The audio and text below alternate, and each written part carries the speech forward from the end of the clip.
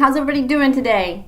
Hope you're having a great day today. I've been on a bike ride, went down to see the sea turtles at the jetty, and had my breakfast, and now it's time to roll. So we're finishing up the last part of chapter 2, and we're talking about vegetarianism today. So many individuals have been changing their diets to improve their health. One of the major changes has been a shift toward a vegetarian type diet. So what types of foods does a vegetarian eat? There are a variety of ways to be a vegetarian. A strict vegetarian, known also as a vegan, eats no animal products at all. Most nutrients are obtained from fruits, vegetables, breads, cereals, legumes, nuts, and seeds. Ovo-vegetarians include eggs in their diet, while lacto-vegetarians include foods in the milk group such as cheese and other dairy products. An ovo-lacto-vegetarian eats both eggs and milk products. These later classifications are not strict vegetarians because eggs and milk products are derived from animals. Others may call themselves flexitarians because they occasionally may eat meat, fish, or poultry. Flexitarians are also known as semi-vegetarians. Those who eat fish but not poultry are known as pesco-vegetarians. In practice, then, vegetarians range on a continuum from those who eat nothing but plant foods to those who eat a typical American diet. As a general guide, Table 2.10 presents the amounts of foods that should help meet daily nutrient requirements for the vegan. The amounts may be increased to provide an additional calories. Foods rich in iron, calcium, zinc, and riboflavin should be included daily. Use of fortified foods or supplements can be helpful in meeting recommendations for individual nutrients. Other classes of vegetarians may obtain nutrients from cow milk, eggs, cheese, yogurt, and in the case of semi-vegetarians, from fish or poultry. So what are some of the concerns with a vegetarian diet? In its position statement, the Academy of Nutrition and Dietetics noted that planned vegetarian diets are healthful, nutritionally adequate, and provide health benefits in the prevention and treatment of certain diseases. However, if foods are not selected carefully, the vegetarian may suffer nutritional deficiencies involving calories, vitamins, minerals, and protein. Vegetarian diets, particularly vegan diets, should be well planned, especially for children.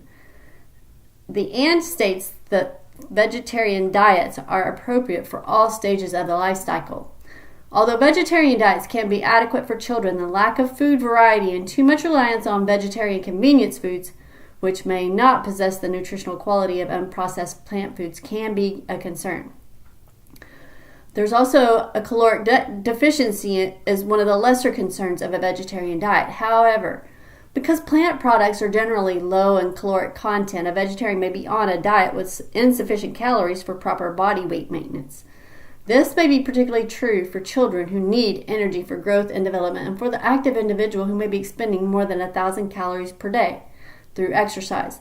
The solution is to eat greater quantities of the foods that constitute the diet and to include some of the higher calorie foods like nuts, beans, corn, green peas, potatoes, sweet potatoes, avocados, orange juice, raisins, dates, figs, whole wheat bread, and pasta products. These foods may be used in main meals and as snacks. On the other hand, the low caloric content of vegetarian diets may be a desirable attribute for some, as it may be useful in weight reduction programs or helpful in maintenance of proper body weight. However, Martins and others have voiced concern that some individuals may adopt a vegetarian diet style in an attempt to mask their dieting behavior from others. Adopting a vegetarian type diet may be a very useful strategy for weight control, but may be detrimental if associated with eating disorders, a topic discussed in Chapter 10. Strict vegetarians may incur a vitamin B12 deficiency because this vitamin is not found in plant foods. In a recent review, Pollack and others indicated that vegetarians, especially vegans, have a relatively high rate of vitamin B12 deficiency. Vitamin B12 is found in many animal products such as meat, eggs, fish, and dairy products. So the addition of these foods to the diet will help prevent a deficiency state. An ovo-lacto-vegetarian should have no problem getting the required amounts. A vegan will need a source of B12, such as a fortified soy milk, fortified breakfast cereal, or a B12 supplement. If not exposed to sunlight, vegans will also need dietary supplements of vitamin D, which is not found in plant foods. Mineral deficiencies of iron, calcium, and zinc may occur. During the digestion process, some plant foods form compounds such as phytates and oxalates that can bind these minerals so that they cannot be absorbed into the body. Avoidance of unleavened bread helps reduce this effect, as does thorough cooking of legumes such as beans. In general, research has revealed that a balanced intake of grains, legumes, and vegetables will not significantly impair mineral absorption. Foods rich in iron, calcium, and zinc should also be included in the vegetarian diet. Iron-rich plant foods include nuts, beans, split peas, dates, prune juice, raisins, green leafy vegetables, and many iron-enriched grain products. Special attention should be given to dietary practices that promote absorption of iron and zinc from plant foods. For example, consuming foods rich in vitamin C will increase the absorption of dietary iron from plant sources. Semi-vegetarians may obtain high-quality iron in fish and poultry. Calcium-rich plant foods include many green vegetables, such as broccoli, cabbage, mustard greens, and spinach. Dairy products added to the diet supply very significant amounts of calcium, as do calcium-fortified soy milk or fruit juices. According to the calcium intake of some vegan vegetarians is below recommended levels, while calcium intake in ovo-lacto vegetarians is similar to that of non-vegetarians. Craig notes that increased bone fracture risk in vegans may be a consequence of low calcium intake. Protein is another concern with vegetarian diets. The major concern is to obtain adequate amounts of the right type of protein, particularly in the case of young children. Generally speaking, obtaining sufficient protein on a vegetarian diet is not difficult. Consuming enough calories to maintain an optimal body weight will provide adequate amounts of protein. As will be noted in Chapter 2, proteins are classified as either complete or incomplete. A protein is complete if it contains all the essential amino acids that the human body cannot manufacture. Animal products generally contain complete proteins, whereas plant proteins are incomplete. Certain vegetable products may also provide good sources of protein. Grain products such as wheat, rice, and corn, as well as beans, particularly soybeans, peas, and nuts, have a substantial protein content. However, most vegetable products lack one or more essential amino acid in sufficient quantity. They are incomplete proteins and eaten individually are generally not adequate for maintaining proper human nutrition. But as certain plant foods are eaten together, they may supply all the amino acids necessary for human nutrition and may be as good as animal protein. The strict vegetarian must receive nutrients from breads and cereals, nuts and seeds, legumes, fruits, and vegetables. To receive a balanced distribution of the essential amino acids, the vegan must eat plant foods that possess complementary proteins. In essence, a vegetable product that is low in a particular amino acid is eaten with a food that is high in that same amino acid. For example, grains and cereals, which are low in lysine, are complemented by legumes, which have adequate amounts of lysine. The low level of methionine in the legumes is often offset by high concentration in the grain products. These types of foods combinations are practiced throughout the world. Traditionally, many Hispanic peoples have eaten beans and corn, many Asians soybeans and rice. Through the proper selection of foods that contain complementary proteins, a vegan can get an adequate intake of the essential amino acids. Because all amino acids must be present for tissue formation, if deficiency of one or two essential amino acids will limit the proper development of protein structures in the body. In their position statement regarding vegetarian diets, the AND noted that complementary proteins should be consumed over the course of the day, indicating that because endogenous sources of amino acids are available, it is not necessary that complementation of amino acids occur at the same meal. Table 211 provides examples of food combinations that achieve protein complementarity. Milk is included because it is a common means of enhancing the quality of plant protein for lacto-vegetarians, but eggs could also be substituted by ovo-vegetarians where appropriate. The two most common plant foods that vegans combine to achieve protein complementarity are grains and legumes. Grains such as wheat, corn, rice, and oats are combined with legumes such as soybeans, peanuts, navy beans, kidney beans, lima beans, black-eyed peas, and chickpeas. Is a vegetarian diet more healthful than a non-vegetarian diet? Numerous epidemiological studies have suggested that a vegetarian diet, when compared to the typical non-vegetarian Western diet, is associated with reduced risk for numerous chronic diseases and health problems, including obesity, hypertension, blood sugar, and lipid control, heart disease, stroke, and some types of cancer. As noted previously in the Healthy Prudent Diet, 2 recent meta-analyses reported increased fruit and vegetable consumption is associated with reduced risk of major diseases, particularly cardiovascular diseases, as well as increased longevity. However, some critics note that many vegetarians, such as Seventh-day Adventists, may lead lifestyles conducive to longevity, such as being more highly educated, less likely to smoke, exercise more, and are thinner. Nevertheless, the vegetarian diet is based on nutritional concepts that may reduce health risks, including the following: their nutrient density. Vegetarian diets contain substantial amounts of nutrient-dense foods, particularly vegetables. For example, 154-calorie cup of cooked broccoli contains the following: 4 grams of protein, 5 grams of dietary fiber, 10 or more vitamins and minerals, 170% of the daily value for vitamin C, and 50% of the daily value for vitamin A as carotenoids, and 42% of the daily value for folate. Is a vegetarian more helpful than a non-vegetarian diet? It tends to be low fat. So the total fat and saturated fat content in a vegetarian diet is usually low because the small amounts of fat found in plant foods are generally polyunsaturated. This may account for the finding that vegetarians generally have lower blood triglycerides and cholesterol than meat eaters. And these lower levels may be important to the prevention of coronary heart disease. High fiber is also another finding. The plant foods possess a high content of fiber, which may help reduce levels of serum cholesterol and help in the prevention of heart disease. Diets rich in fiber may also contain certain disorders in the gastrointestinal diet. Moreover, increased fiber intake may help maintain normal blood glucose level and a healthy body weight, 2 factors involved in the prevention of diabetes. More details on the health benefits of fiber are presented in Chapter 4. They also have a tendency to be a lower calorie. If the proper foods are selected, the vegetarian diet supplies more than an adequate amount of nutrients and is rather low in caloric content.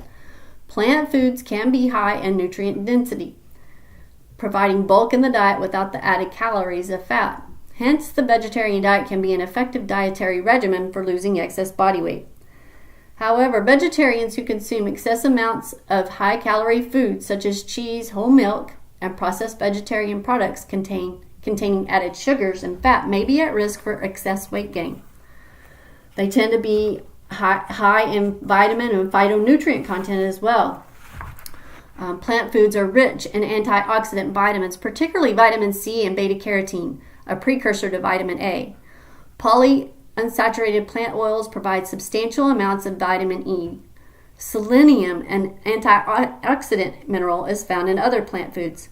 Other than nutrients, plants also contain numerous phytonutrients or plant chemicals such as phenols, plant sterols, and terpenes, which are not considered essential nutrients but may still influence various metabolic processes in the body.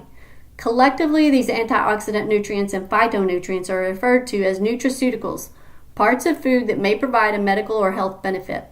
As suggested in a position statement by the Academy of Nutrition and Dietetics, or AND, as I've been saying, foods containing such phytonutrients may be classified as functional foods, a topic covered in the next section of the chapter. Table 212 provides a list of some antioxidant nutrients and phytochemicals and their common plant sources. And although the exact mechanisms whereby antioxidant nutrients and phytonutrients may help prevent chronic diseases such as cancer or heart disease have not been identified, several hypotheses are being studied. Potential health benefits of antioxidants and phytonutrients may be related to one or more of the possible roles in human metabolism. They affect enzyme activity, detoxify carcinogenic compounds, block cell receptors for natural hormones.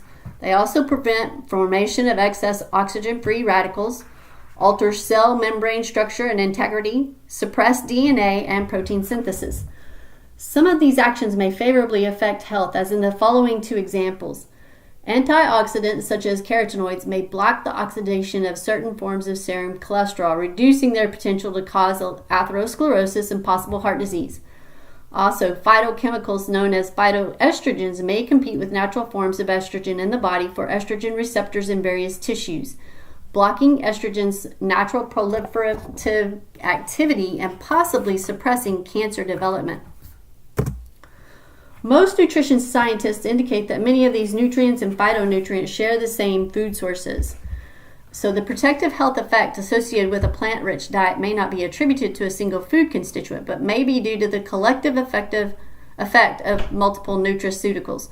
Thus, health professionals currently recommend that consuming natural plant foods rather than supplements is the best way to obtain these purported nutraceuticals. To help ensure that you obtain a wide variety of healthy phytochemicals in your diet, eating foods of many different colors is one strategy recommended by health professionals.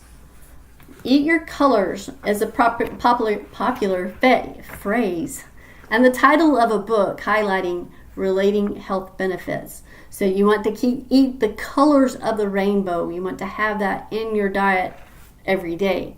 So if you think about the colors of the rainbow, you want to eat every color.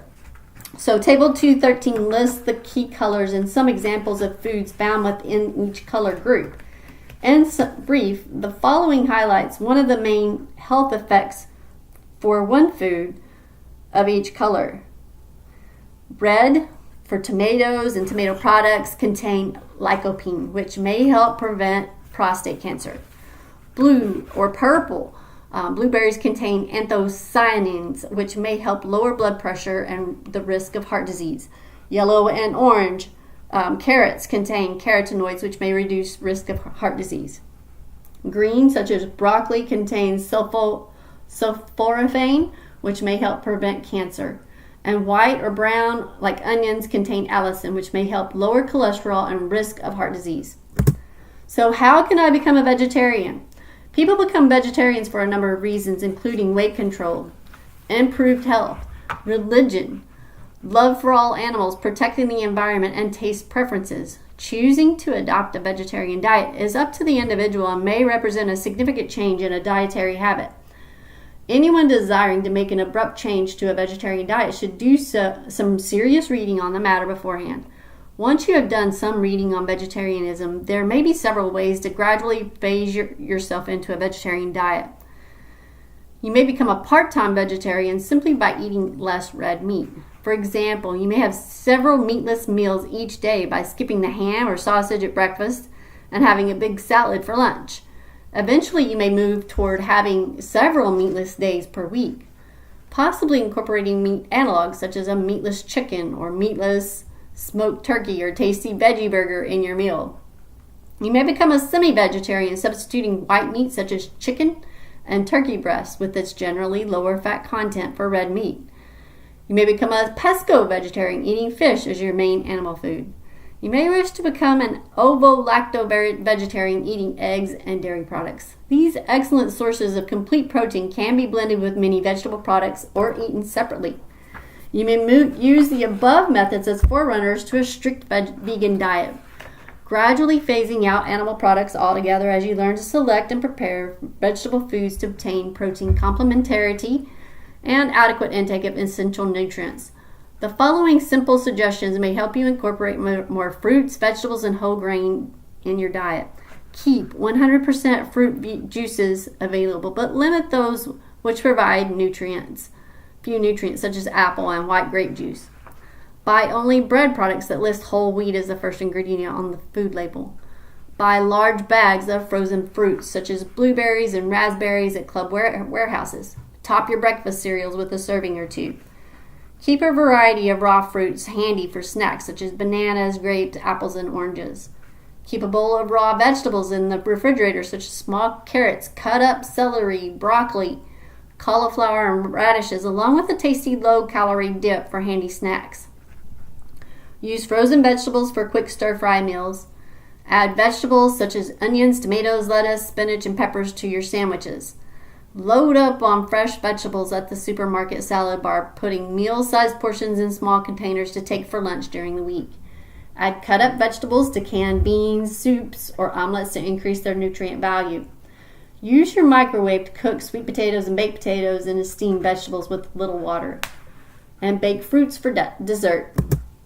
Will a vegetarian diet affect physical performance potential? As noted previously, a diet that follows vegetarian principles is considered to be more healthful than the typical American diet today.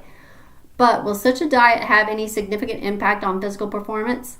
In a review of nutritional considerations of vegetarian diets, Barr and Rideout noted that well-controlled long-term studies assessing the effects of vegetarian diets on athletes have not been conducted.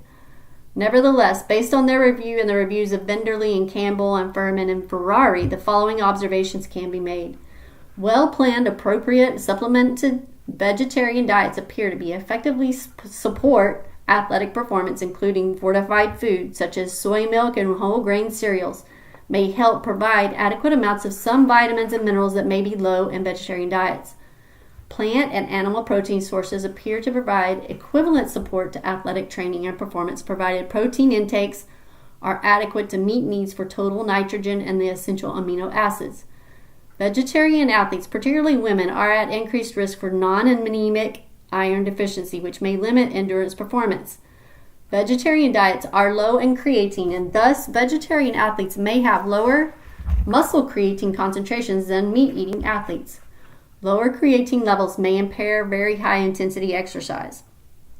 Vegetarian diets may be high in healthful carbohydrate and be effective for weight control, which could be the advantage of some athletes, particularly endurance runners. However, if used improperly as a strategy for weight control, vegetarian diets could lead to eating disorders and impaired performance and health, a topic that's discussed in Chapter 10.